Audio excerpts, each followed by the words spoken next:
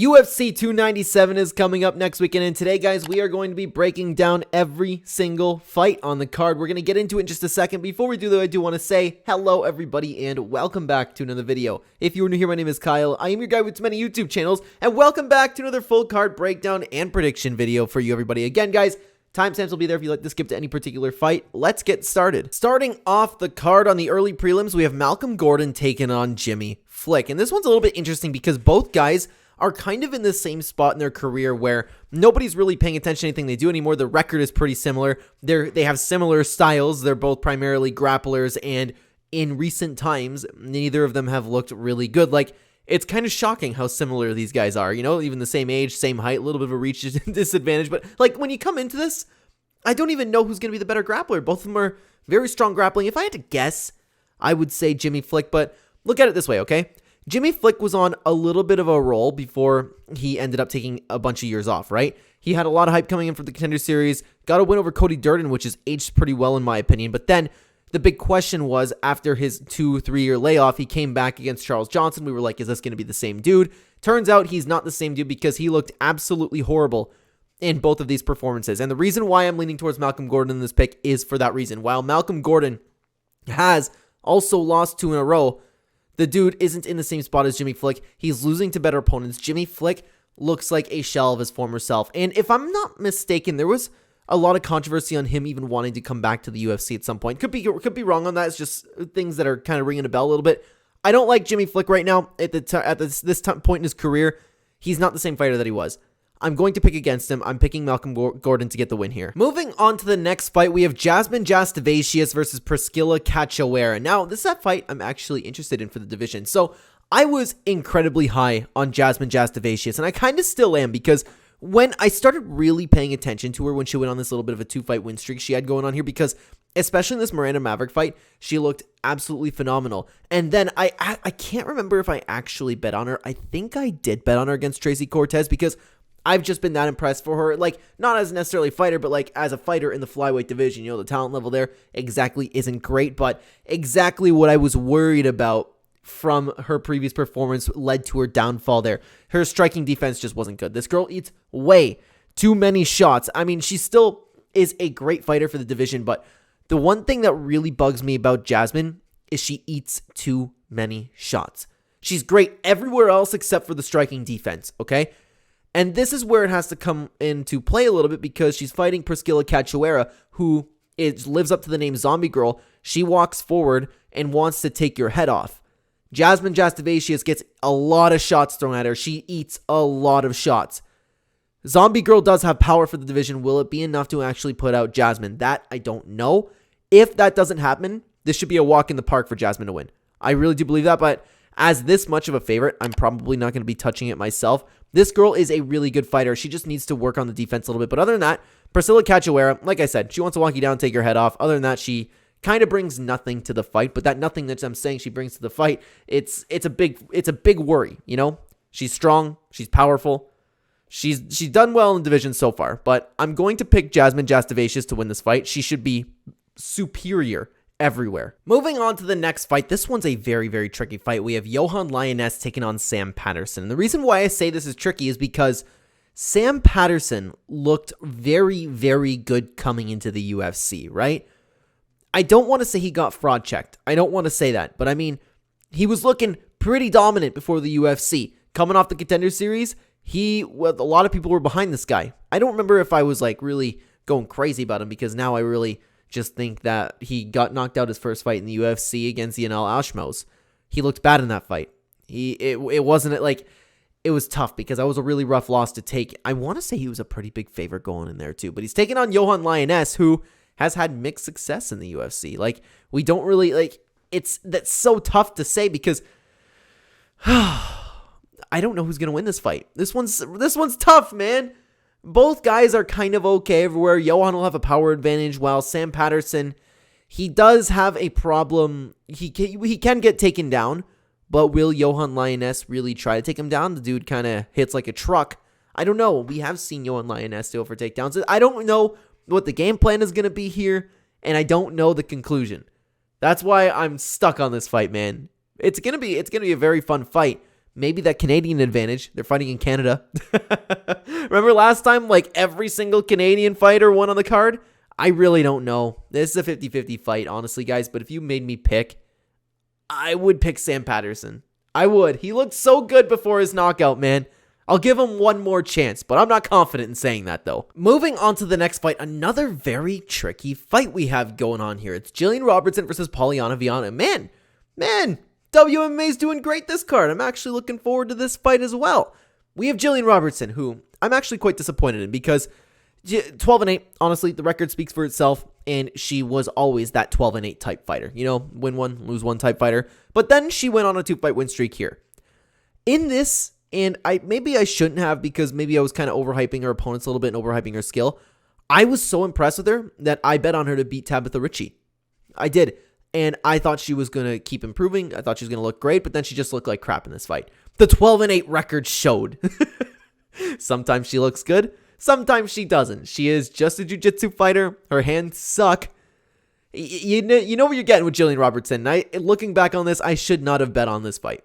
I shouldn't have, man. I thought she was changing. She's taking on Polyana Viana, who shockingly has a record of 13-6 because I feel like everybody kind of looks at her, probably because she's pretty. Honestly, always put on the anime outfits, right?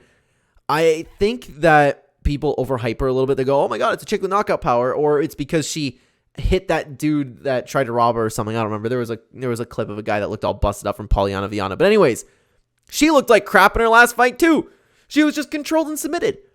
If you want to look at it this way, Gillian Robertson, what does she do? She's phenomenal at jiu-jitsu. I will say it about her skill set. She is a great jiu-jitsu grappler. Polyana Viana just got absolutely controlled and submitted, but Polyana Viana herself is a grappler. That's why it's a very tough fight to pick as well. I'm going to lean towards the side of Polyana Viana just because she does hit harder. And Gillian Robertson, her face is out there just to get murdered, you know? I don't know. Like, if Gillian Robertson doesn't get you to the ground and submit you, she's going to have a little bit of a problem. And Polyana Viana at least might try to strike with her. That's literally the only reason I'm picking her. Other than that, I can see her getting submitted. I can see Polyana Viana busting her face up. Like, I can see this fight going either way, to be honest with you. This is definitely not a fight to bet on. Definitely not. Moving on to the next fight, we have Serhiy Sidey taking on Ramon Taveras in a rematch, which is interesting because these two actually fought on the Contender Series. And in looking at this fight, guys, I apologize if I continue repeating myself, but another tough fight to pick. So the first time that they fought, Serhiy Sidey ended up knocking out Ramon Taveras. It was a little bit of a controversial stoppage, but at the end of the day, I think if that fight did continue, Sidey would have absolutely finished him. That's just my opinion, but honestly, guys, I don't have too much to break down here because not much has changed since their first fight. It's going to be a stand-up fight. Both guys have skills that are like decent on the feet, you know. I imagine they're going to kickbox again. Serhiy Sidey already knocked out Roman Taveras. Roman Taveras, even he had a win after that again on the Contender Series. Serhiy Sidey has not fought after that. Before that, he's looked absolutely fantastic. This dude has some nice power behind him, but Taveras showed in this next fight that anything could happen in this fight because he walked forward as Roman Taveras does. He swung it out, and he just happened to get the knockout. So when you have a fighter that fights like that, and is probably going to fight like that again against Serhiy Sidey, against a guy who knocked him out, I would have to assume that Serhiy Sidey would knock out Roman Taveras again. But Roman Taveras himself is a pretty dangerous fighter. What a tough card, man. There's going to be some very underrated fights. People like to dog on this card, man, but I'm going to be enjoying watching these matchups. I'm going to pick Serhiy Sidey in a 60-40 level of confidence just because we've already seen him win. And yeah, you know what? Again, there was controversy to the stoppage, but I think he would have won that fight anyways. If that fight did continue, all it took was a few more shots. I'm going to pick Sidey to get the win here. Moving on to the next fight. I am so hyped for this fight, guys. Charles Jourdain fighting in Canada, guys. I'm a big Charles Jourdain fan. We have Charles Jourdain taking on Sean Woodson. I always talk about it on the channel, guys. Charles Jourdain is one of the most fun, underrated fighters to watch. Like, the people need to talk about this dude more. I've always said that. I'll start with him. He's put together a nice couple wins. Of course, before that, he had a little bit of a rocky record. It showed, but at the end of the day, it's very rare that you see Charles Jourdain really getting outdone. You know what I mean? This dude will drag you into war for you to beat him. So that's why I love watching him fight, man. He's great, but he put together two really, really nice wins. The opponents could be better, but at the same time, he looked very nice in these two fights. Before that, of course, he had to bounce back from 2 losses to what's important to note is better competition in my opinion. So it's a little bit tough to say where Charles Jourdain is in his career, but he has been looking better and better every single time we see him. He's taking on Sean Woodson, who looks like he's a good fighter, man. He's a good fighter, but I feel like he's just good. Especially like, I don't know, there's not a lot I see from this guy. He has some good skill everywhere. That's kind of where Sean Woodson's at. I don't know how he's going to handle the chaos that Charles Jourdain, or the hell that Charles Jourdain will try to bring him into. That's a question that we haven't seen answered from Sean Woodson yet. And that's why I'm like, I don't know. I haven't been overly impressed from what we've seen from Sean Woodson so far. Not to say he's bad or anything like that. Nothing about Sean Woodson screams to me that this dude's going to be a contender. Charles Jourdain, that does scream to me. This dude has the heart of a champion. His skill set is getting better every single time we see him. I would imagine he's also going to win this fight against Sean Woodson. I would imagine the Canadian crowd will get him hyped up too. Charles Jourdain would definitely thrive off of that. I'm going to pick Charles Jourdain to win this fight. Moving on to the next fight, guys. This one should be exciting. We have Brad Katona taking on Garrett Armfield. I am very excited to see Brad Katona back because in his last fight, man, was this a war. He had an incredible showing here, in my opinion. It wasn't a flawless performance or anything, don't get me wrong, but heart and technique was on display, and he kicked it up in the third round to get the win. Oh my God. I was just so impressed by Brad Katona in this fight. Heart of a champion, dude. Absolutely crazy. But Garrett Armfield himself is a pretty good fighter. This fight's definitely going to stay on the feet. It's just, the question is, who's going to be the better kickboxer? Garrett Armfield has looked pretty good in his career coming into the UFC. He ended up losing to David Onama, which I don't think is a bad loss at all, but then he bounced back with a really nice win. So Garrett Armfield is pretty good in himself, but from that last performance with Brad Katona, man, the heart that I saw from him, the level that I saw him kick it up to in the third round was like Robbie Lawler type stuff. I'm going to pick Katona because when you have two fighters that, in my opinion, are a little bit similar, that's probably going to stay on the feet. I'd be shocked if one of them went for a takedown. So it leaves the question, like I just said, who is the better kickboxer? I think it's Brad Katona. And if you want to talk about these skill sets being a little bit similar, I got to give it to the guy who shows that just extra level of drive to win. I'm going to pick Brad Katona in this fight. I'm feeling pretty good about it. Sorry to put a pause on the video right here, guys, but I do want to plug the channel membership if any of you are interested. Every single Thursday or Friday for channel members in the community tab, I will be posting my official bets, my official plays. If you're interested in tailing, see what I'm doing, what fighters I like. I'll be talking about any risky bets that I'm making, and I'll say why they're risky. If you're interested, this is very cheap compared to other channels. Check out the channel membership. Thank you so much, guys. Regardless, I'm happy you're watching the video. I'm happy you're here. Don't forget to comment down below. Let's get into the main card. Moving on to the next fight, another really tough fight. That being Arnold Allen versus Movsar Evloev. Now, this is a classic striker versus grappler matchup. Here's the question, though. And I would love to know what you guys think about this. Do you think Arnold Allen will be able to defend the takedowns? If he can, should be an easy fight for him. If he cannot, or if he keeps defending takedowns until he gasses out and actually gets taken down, it'll be an easy night for Movsar Evloev. This is a tough fight because I don't know what's going to happen. Arnold Allen doesn't really, especially in recent times, fight against any heavy grapplers like Movsar Evloev. He's fought primarily stand-up strikers, and he's done a fantastic job doing so. I actually thought he had some nice moments against Max Holloway, and that's saying something in a 5-round fight with Max Holloway. He even arguably won the last round, which is pretty interesting for Arnold Allen. Anyways, Movsar Evloev, he's had a perfect run so far. The game plan is to take you down, land on top of you, beat you up, maybe submit you. It's tough because, like, people are dogging on him for his Diego Lopez win, but at the end of the day, it was a fighter that he wasn't prepared for, and Diego Lopez seems like he's the real deal. I don't know, man. I don't know. Will Arnold Allen be able to defend the takedowns? If I'd guess, no. But I'm very aware that the possibility of him actually defending the takedowns could be a factor in this fight. What a tough card to break down, man. I never realized until I actually started talking about these fights how tough this is going to be. I'm going to pick Movsar because I have to imagine he'll be able to get the takedowns. That's my assumption. But this one, he should not bet on either, dude. Oh my God. Movsar is going to be the pick. Moving on to the next fight, guys. This should be very, very fun. We have Chris Curtis taking on Marc-Andre Barriault. Now, Chris Curtis has had an interesting past couple performances. Before that, he's won a couple fights, lost a couple fights. He's won more than he's lost. He's an effective boxer, counter striker. He's a good fighter, Chris Curtis. He's just not that next level good. I don't believe he's nearly top 5 level, but he's a very good fighter. Very, very good fighter. Chris Curtis. This is tough because in his last, he had a couple headbutts in both of his fights. Kelvin Gastelum, there was controversy here, but I did think that Kelvin Gastelum won the fight no matter what happened. I still thought that he was going to win the fight. In his last fight against Nasruddin Imavov, it's important to note, though, because this was a no contest. He looked horrible. It was horrible. Like I said, the fight was called because of a headbutt, but he was just well on his way to losing. He was 5 steps behind. He couldn't put any pressure and was getting jabbed in the face. The counter-striking wasn't working. So this leads me to ask, because it's a little bit uncharacteristic for Chris Curtis. He loses a lot of close fights. Is his age finally coming into factor? I don't know. Or is Nasruddin Imavov better than we all think that he is? I'm going to wait to see and wait to judge on Chris Curtis of how he is in this fight to see if he's losing a step a little bit, because he is 36, almost 37 years old. At what point are we going to start seeing him slowing down? Because he looked, other than this performance, he's looked good in a lot of his fights, okay? He's taken on Power Bar Marc-Andre Barriault. I love watching this guy. He is really, really fun.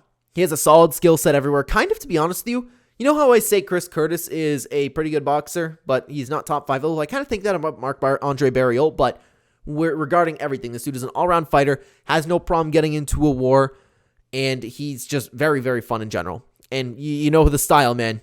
Sometimes he gets caught. And I'm worried about Chris Curtis's counter-striking being able to catch Marc-Andre Barriault because this dude does get hit. He's coming off of a really interesting performance against Eric Anders. This fight was a war. But like I said, it was a little bit weird because he was looking so powerful, so strong, accurate in the first round. And in the second round, he looked like he was gassing out. But in the third round, he started looking really good again. This dude has no problem coming forward, having that calculated chaos style. He'll really bring it to you. So the question is, can Marc-Andre overwhelm Chris Curtis, or will Chris Curtis catch Marc-Andre Barriault? Because that's a very real possibility. I don't think he will, though. I think Marc-Andre Barriault, especially after the last performance we've seen from Chris Curtis, I think Marc-Andre is going to come in, and he's going to do what Marc-Andre Barriault does, fight with that calculated chaos, have more tools than Chris Curtis, and I think he's going to get a win. Moving on to the next fight, we have Neil Magny taking on Mike Malott. Neil Magny, I love Neil Magny, man. I'm a big fan of him, but man, did he have a horrible performance last time around. What people don't talk about, though, against the Ian Gary loss is he took this fight on short notice, so I'm willing to cut him some slack on that performance, but he offered zero resistance to anything that Ian Gary had. One of the worst performances I've ever seen. Before that, though, Neil Magny has your classic win one, lose one type record, but it is evident at this point in his career, 36 years old, he is aging. He's slowing down. He's not looking like the Neil Magny that he was a few years ago. He's losing to the upper level of competition. It's kind of been like the story of Neil Magny, though. But at the end of the day, Neil Magny has been the guy to always test in these new prospects. And this is a big prospect, Mike Malott. Proper Mike Malott. He's looking better and better every single time we see him. He has a 10-1 record since he came to the UFC. He has looked fantastic. Absolutely fantastic. And especially, I'm kind of convinced of him. Not yet. If he beats Neil Magny, I'll be convinced of him. But I'm getting there, man. He had an amazing performance here. Honestly, he landed clean and hit body and headshots at the beginning. No problem. This dude has no problem shooting everywhere. He is a complete MMA fighter. He ended up getting a club and sub win with one of the most tightest guillotines you will ever see. He's a great prospect. So the question is Neil Magny going to shut down the prospect like we know that Neil Magny can? With the aging Neil Magny, though, the slower Neil Magny, I don't think he will. I think Mike Malott's going to get the win here. He looks dangerous. He looks hungry. Last time he really took in the energy for Canada, and he's probably going to do that again. The Canadian crowd got really behind him. He really thrived off of that, and I think he's going to beat Neil Magny. I honestly do believe that Neil Magny's time is done, unless he fights another guy like Phil Rowe, where it was like a slow pace kind of thing, and Neil Magny can win that way. But Mike Malott seems too hungry at this time, man. He's too complete. I'm not convinced of Mike Malott yet, but I think he's going to win this fight against Neil Magny. Moving on to the co-main event, we have Raquel Pennington taking on Mayra Bueno Silva. Now, this is a very interesting fight because every single time I see Raquel Pennington, I think about the Raquel Pennington that we saw back in the day, back when she first started watching, or first started coming into the division, right when the UFC Bantamweight division was first introduced. Nothing about her really screamed good to me, but in reality, she's on a pretty good fight win streak here. I was always saying to myself every single time she fights that she sucks and has no technique, but then she ends up having a boring decision win, okay? And she could very well do that here, but she's taking on Mayra Bueno Silva, who actually can finish fights, but Raquel Pennington does a really good job in holding you, slowing down the pace, just kind of dirty boxing you. So I don't know. Plus, Biano Silva, and I always have a problem pronouncing her last name. I apologize, or the first part of it. Anyways, she has just had some controversy with some failed drug tests. I haven't followed that myself, but if she was on something and now she's off of something, that's really something that we could take into consideration. But I have not followed up on that because it's a little bit weird that she's fighting here again. I mean, she's right in when she says that nobody cares about her fight. I haven't followed up on that myself. But anyways, my gut's kind of telling me that Raquel's just going to win again. I don't know why. Because Silva is the better fighter. She has better jiu-jitsu. We've seen her be a little bit more dangerous. I keep telling myself that Raquel Pennington isn't good. But she just does enough to win each fight. I'm picking Raquel Pennington, guys. I'm picking Raquel Pennington. I don't know why, but I'm picking her. All right, guys, let's talk about the main event, that being Sean Strickland taking on Dricus du Plessis. This is a phenomenal fight. This whole card has been so hard to pick because you have two fighters that are so good here. Sean Strickland, ever since the two-fight losing streak that he had here, but I will argue until the day I die, this was a win. Absolutely a win for Sean Strickland. In my opinion, he is on a 4-fight win streak. This aged well.